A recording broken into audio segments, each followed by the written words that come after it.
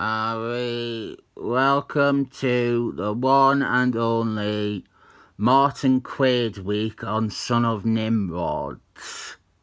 A thing I only just decided on, and I am totally committing to, despite the fact that I can only think of this issue and another that I have that could possibly be featured.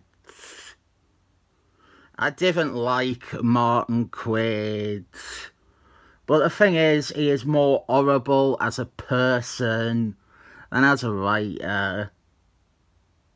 Didn't get us wrong, I think he is a lousy writer, with some major problems that make him totally unsuitable to write half the shit he writes.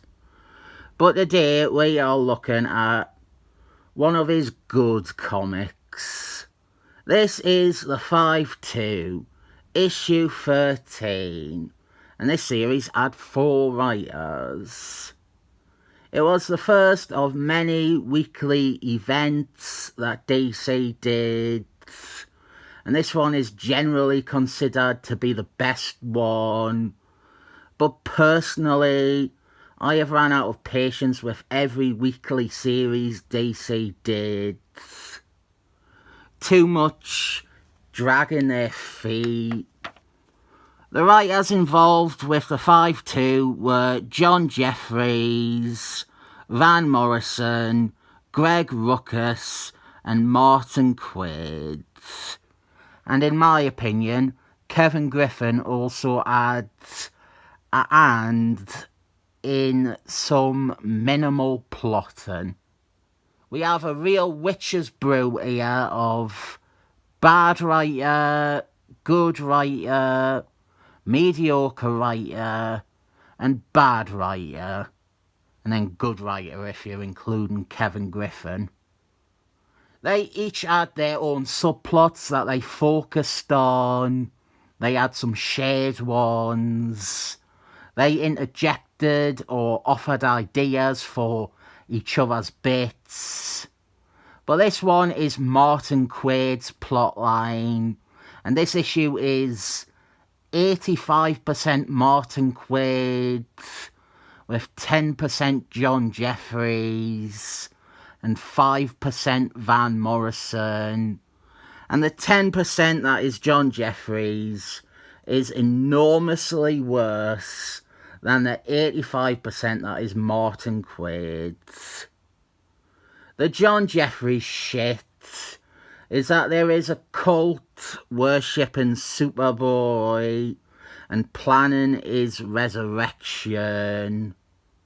And fucking Wonder Girl, she is eviscerated as a character by John Jeffries, who thinks that she is stupid and fickle enough to become a cult head just because they reckon her boyfriend will return to life.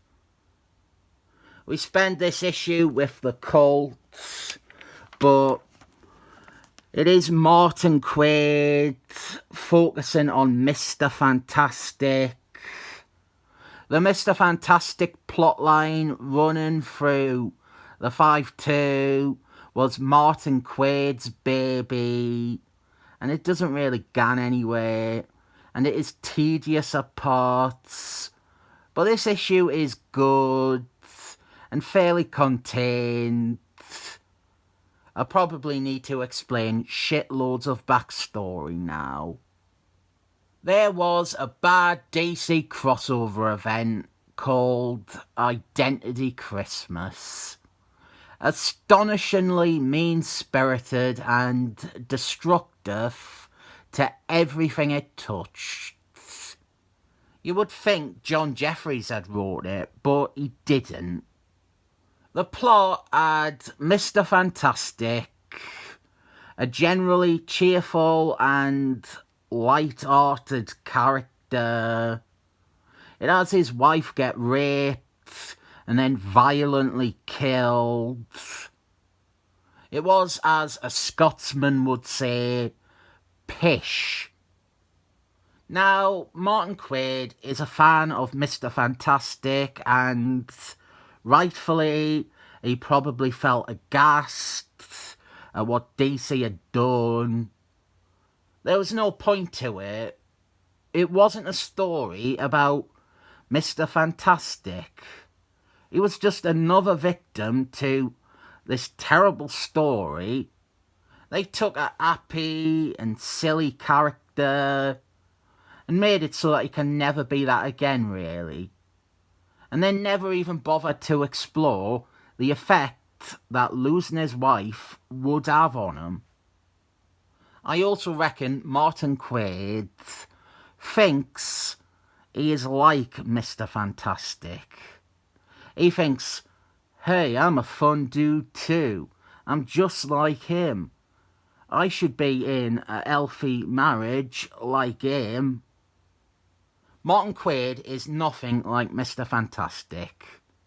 The illustrated character Martin Quaid has more in common with is the picture example in the dictionary next to the definition of Napoleon complex. So Martin Quaid used the 5-2 to show Mr. Fantastic and his ongoing grief. And here we have him at this resurrection cult, offering his dead wife as a test run for them to revive. He has not gone off the rails though.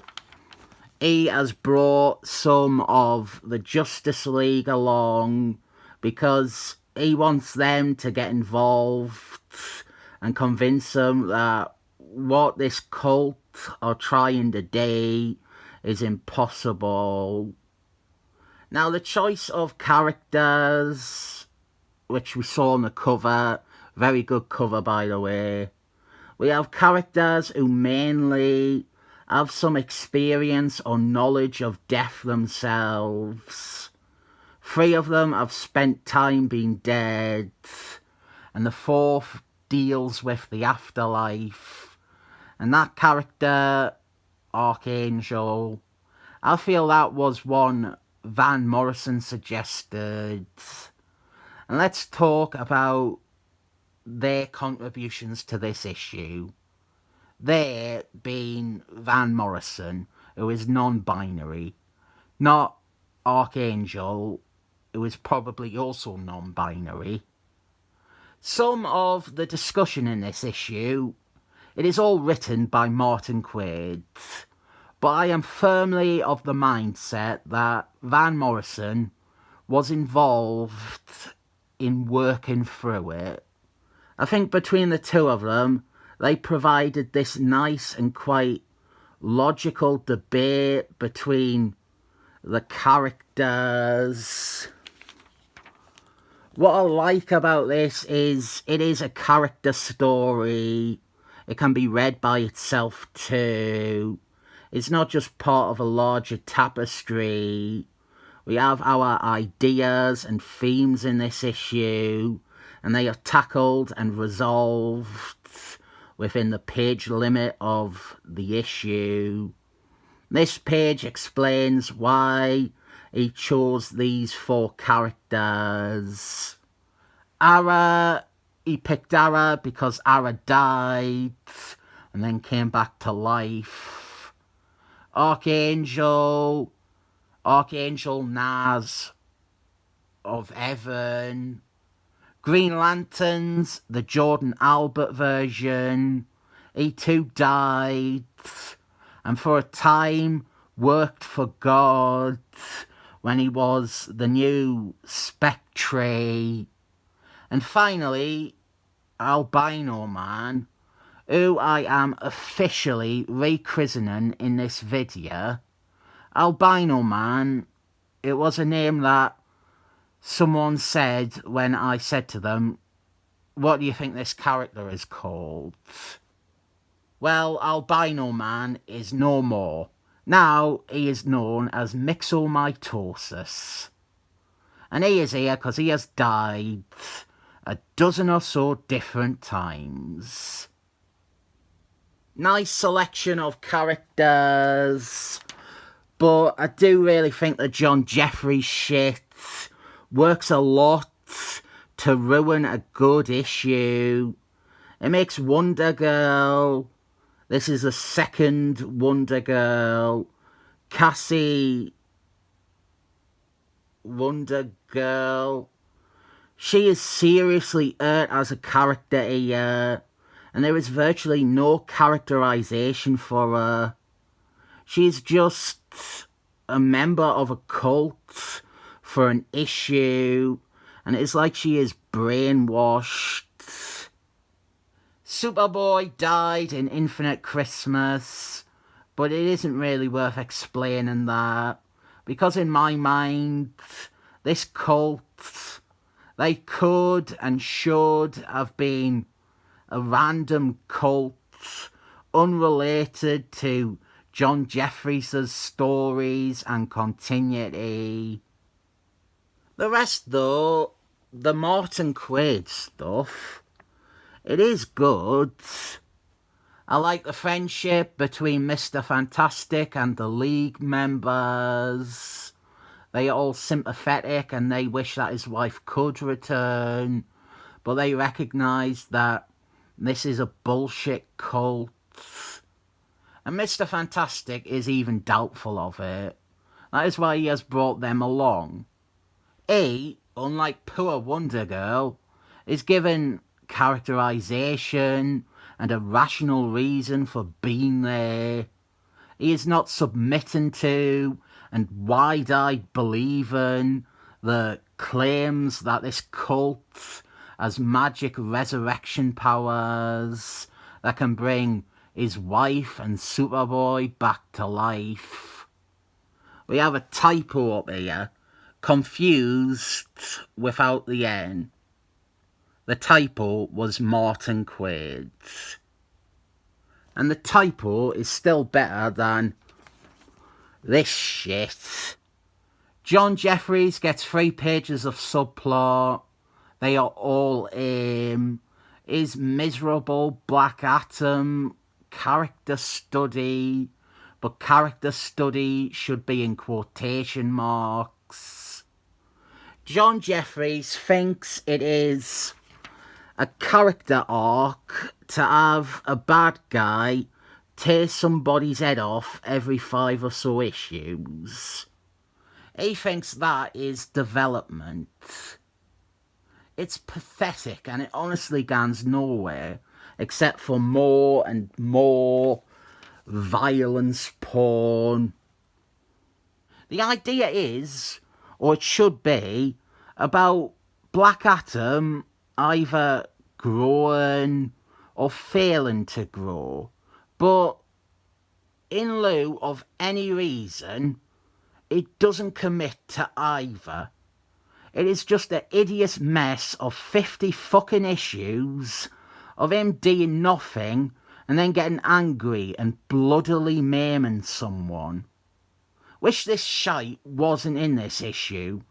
John Jeffries and his Black Atom fetish has been an ongoing thing since his first fucking issue on Justice Society of Superheroes. John Jeffries pretends he is doing a redemption story, but all he can do with the story is keep having Black Atom graphically murder someone as if it is a plot. And John Jeffries is ruining my surprising positive Martin Quaid video. I have wanted to do a positive Martin Quaid video for a while, because there are some comics, not many, but some of his comics are fine. Tomorrow's Martin Quaid video is the opposite, but this is good, and not even just good by his standards. I think this is good, except for John Jeffries and his contributions. Wonder Girl attacks Mr. Fantastic for trying to shut down this con. And this is never mentioned again for her. Her involvement in this, never explained, never really justified, never alluded to again. John Jeffries was writing Tiny Titans, the book with her in it, and he wrote Infinite Christmas, the story that killed Superboy off. And this isn't touched on ever again. This is a sort of less lethal demolishing of characters that John Jeffries haphazardly throws into his stories. Yes, I actually hate John Jeffries more than Martin Quaid. Not even a contest, really. And Martin Quaid thinks that in real life, driving a man to actually murder his wife is funny. No, bad Nimrod. This is the positive video. I'll talk about him and Greg Brooks in the negative video. One of the nice things is that Mr. Fantastic gets to have a victory here. He gets some payback for the cult manipulating him and his grief. But the ending is a bit wonky, with the cult seemingly legit, when the tribute of his wife seems to come to life and call his name. And I would want to say this is John Jeffries totally undercutting the story, but I am not petty enough to blame everything bad on him. I think the stuff with Wonder Girl here is trash, and definitely him. But Mr. Fantastic having this last minute crisis of conscience and thinking that he has screwed up by stopping this cult. A cult that the comic outright said were lying about their supposed magic kryptonite. I understand that this is maybe needed to offer Mr. Fantastic some hope, to motivate the rest of Martin Quaid's plotline with I think it could have been done better and been more subtle, but the rest of the issue was good enough that I will allow the ending not being all that flattering. After this, we have a little backup story, a 2-page origin of Mr. Fantastic by Martin Quaid, with art by Kevin Nowlan. And the saddest thing is that they have essential storylines, and they recommend Identity Christmas.